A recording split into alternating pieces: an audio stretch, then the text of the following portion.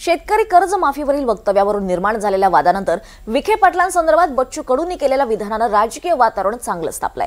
विखे पाटलांची गाडी फोडणाऱ्याला 1 लाखांचं बक्षीस देईन असं विधान बच्चू कडू यांनी केल्यानंतर आता राधाकृष्ण विखे पाटलांचे पुत्र आणि भाजपचे माजी खासदार सुजय विखे यांनी सुद्धा तीव्र प्रतिक्रिया दिली आहे। अरे शुक्र माना, लोक तुम्हाला मारत नाही।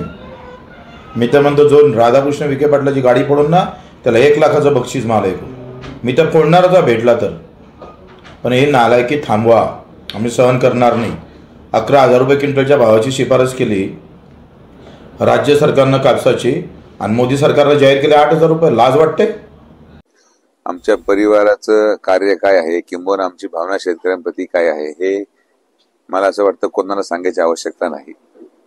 या महाराष्ट्राला आणि अहिल्यानगर जिल्ह्याच्या जनतेला पूर्णपणे ज्ञात आहे।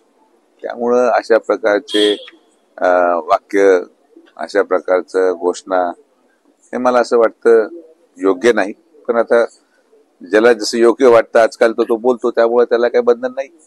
जाऊ द्या, काय एवढं त्याच्यामध्ये। हे पहा, मी तुम्हाला अनेक वेळेस बोललो, हे राजकीय दुर्दैव आहे की भाषणाचं किंवा आता वक्तृत्वाचं काही तारतम्य राहिलेलं नाही।